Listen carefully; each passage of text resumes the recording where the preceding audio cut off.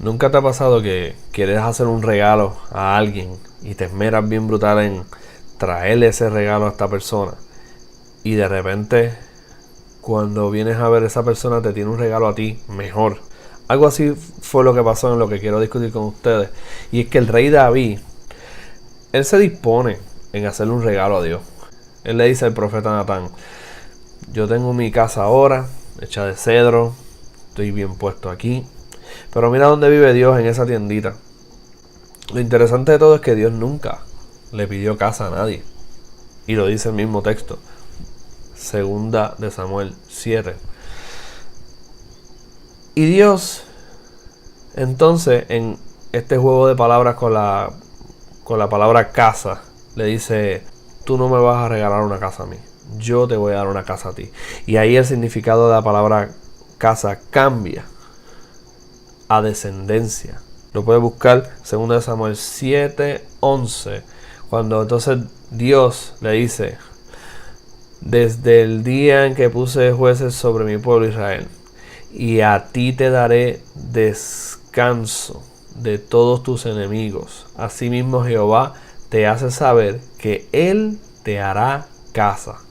¿Cómo va a ser esa casa? Lo describe en el verso 16, dice: y será afirmada tu casa y tu reino para siempre delante de tu rostro, y tu trono será estable eternamente.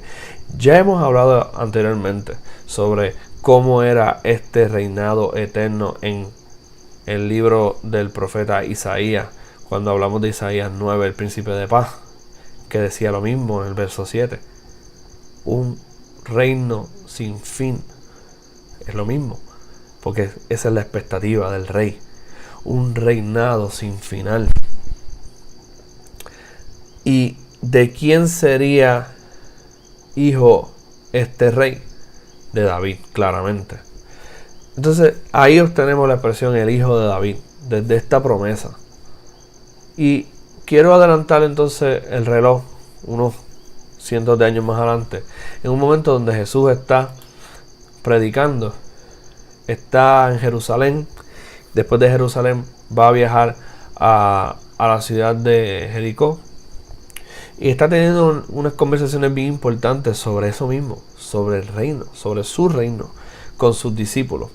Pero esta conversación yo le voy a dar pausa, porque sucede algo bien interesante más adelante, y es que cuando él llega entonces a la ciudad de Jericó, dice en Marcos 10:46: entonces vinieron a Jericó, y al salir de Jericó él y sus discípulos y una gran multitud, Bartimeo el ciego, hijo de Timeo, estaba sentado junto al camino mendigando. Tenemos al ciego Bartimeo mendigando. Y oyendo que era Jesús Nazareno, comenzó a dar voces y a decir: Jesús, hijo de David, ten misericordia de mí. Y muchos le reprendían para que callase, pero él clamaba mucho más: Hijo de David, ten misericordia de mí. Muchos le decían que se callara. ¿Por qué? Porque esto es escandaloso. Él está diciendo que Jesús es el príncipe. Jesús es el rey esperado. Jesús es el hijo de David, el que se nos prometió hace cientos de años. Es esa persona que está ahí. Y yo lo estoy reclamando abiertamente: hijo de David. Verso 49 dice: entonces Jesús, deteniéndose, mandó a llamarle, y llamaron al ciego diciéndole: ten confianza, levántate, te llama. Jesús lo llama. Verso 50: entonces, arrojando su capa, se levantó y vino a Jesús. 51 dice: respondiendo a Jesús, le dijo: ¿qué quieres que te haga? El ciego le dijo: maestro, que recobre la vista. Jesús le dijo: vete, tu fe te ha salvado.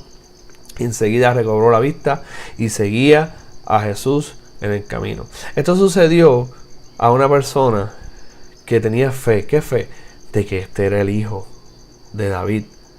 ¿Quién es el hijo de David?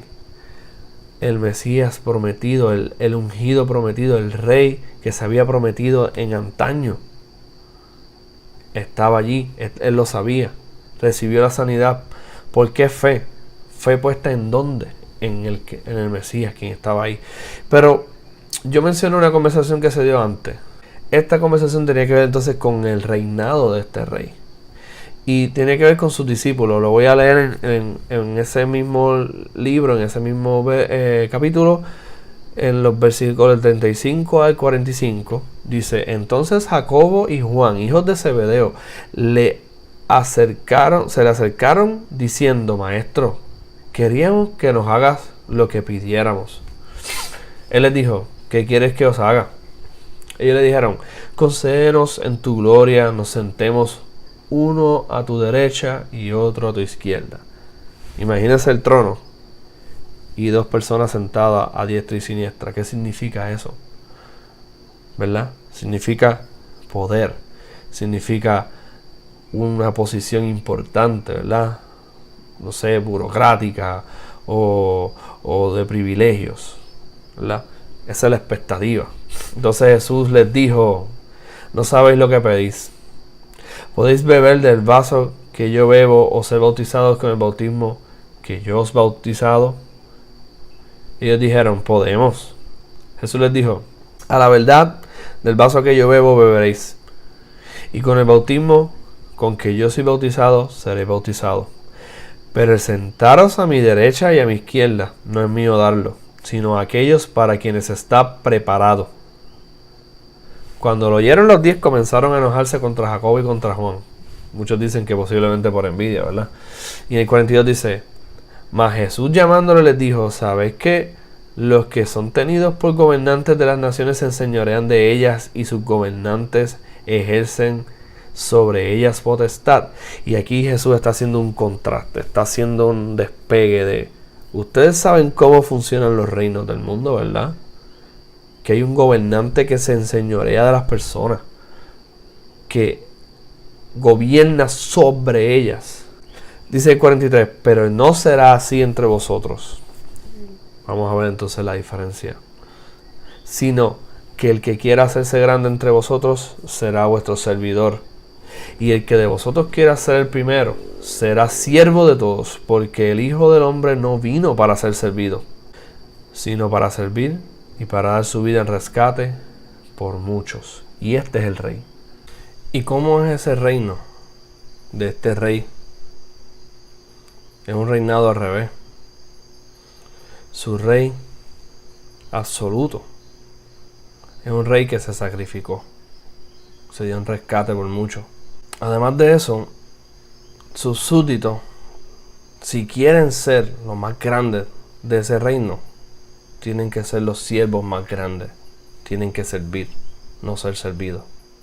Vemos que esto es un reinado de dominio propio y de servicio. No vemos que esto es un reinado como el mundo, donde entonces todo es desde arriba hacia abajo. Una persona, un ser humano, dictando y dominando a otros. Sino que ahora el reino es dominio propio. ¿Por qué? Porque ya el rey está y su ley está allá. Él vino a cumplirla y decirnos: este es mi trono. Mi trono es la gloria que el Padre me da por yo haber cumplido el rescate por mis súbditos. Y la pregunta entonces es: ¿tú eres un súbdito del Rey Jesús? ¿Es Cristo tu Rey? Yo les guarde. Un abrazo.